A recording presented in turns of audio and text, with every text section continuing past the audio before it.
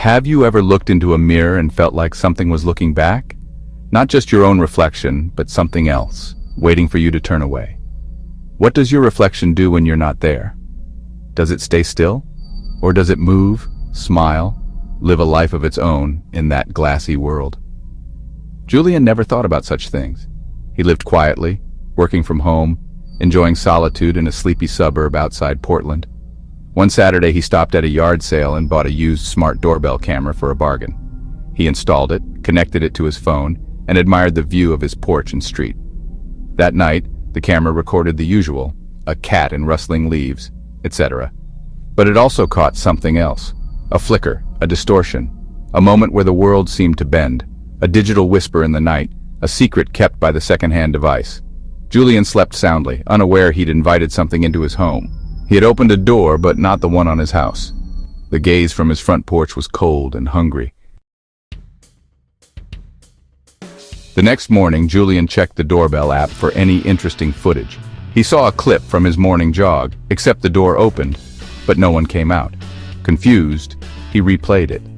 The door opened and closed, but he was invisible. He checked his reflection in the hall mirror. He was there, normal. He tried his phone's selfie camera. The screen showed only the porch behind him. He was missing. Panic rising, he took more photos. In every one, he was absent. To the digital world, he had become a ghost. He ran to the mirror. His reflection stared back, wide-eyed with fear. But cameras couldn't see him. He vanished from every device, every angle. The world was there, but he was not. Julian had disappeared from the digital world, and something else was watching. Julian's life became a frantic search for answers. Online, he found a decades-old post about Arthur Finch, a man who'd become unphotographable in 1988. Arthur's family saw him, but cameras didn't. He faded, obsessed over his reflection, then vanished. The post warned, check footage at 3:03 a.m., something comes through. Desperate, Julian set up his laptop to record himself at that hour. He watched the live feed. He was invisible, only the empty couch showed. At 3:03 a.m., the video flickered. A shadowy figure appeared on the couch. It wasn't Julian's reflection. It was something else, something that had come through. Julian's only proof of existence was his reflection. He stared into mirrors, desperate for reassurance, but on video calls he was invisible. At the DMV, cameras failed to capture him. He started a video diary, just audio over empty rooms. Day by day, he described his fading presence. People look right through me. Then his reflections began to lag, turning their heads late, sometimes smiling when he wasn't. Was he imagining it? Or was the man in the mirror becoming someone else? The world was erasing him, one image at a time. His reflection was changing, growing independent. Sometimes it seemed to wait for him to disappear. Julian was losing himself to the glass, and the reflection was waiting.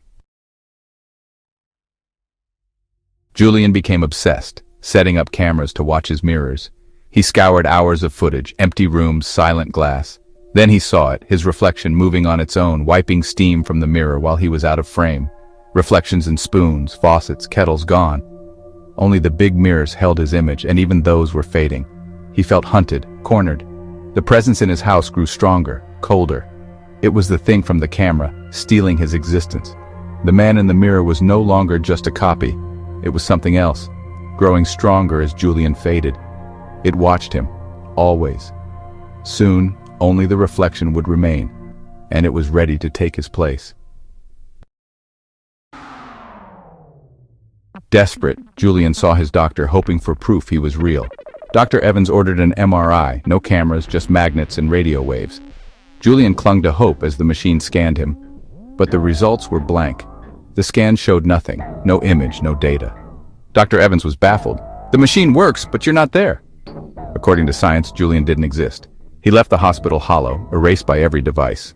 The world was losing him, piece by piece. Only his reflection remained, and even that was slipping away. Julian traced the camera's origin to an abandoned house. Inside, he found a box of drawings, blurred people, grinning reflections, mirrors with things stepping out. A journal at the bottom, Arthur Finch's name inside.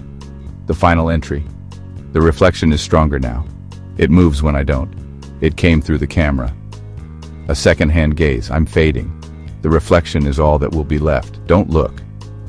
Julian realized he hadn't bought a camera. He'd bought a key. The device was a doorway for something hungry. The reflection wanted out. Arthur's warning was clear. Don't look. But it was too late. Julian understood what was coming. The reflection would soon be all that remained, and it was waiting for him to vanish. The secondhand gaze had claimed another. Julian raced home, the last mirror barely holding his image. He recorded a final message. My name is Julian. If you see this, I'm already gone. Don't trust secondhand devices. You don't know what's looked through them before. He explained the doorbell, the vanishing Arthur Finch, the thing in the glass. It trades places with you. It's waiting for you to fade. As he spoke, his reflection smiled, a cold, knowing grin. He uploaded the video, titled it A Warning, and posted it everywhere.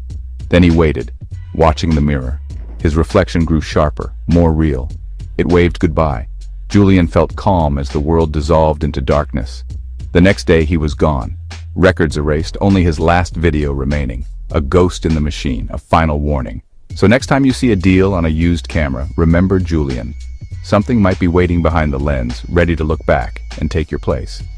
If you enjoyed this haunting tale, help us reach our goal of 160 subscribers.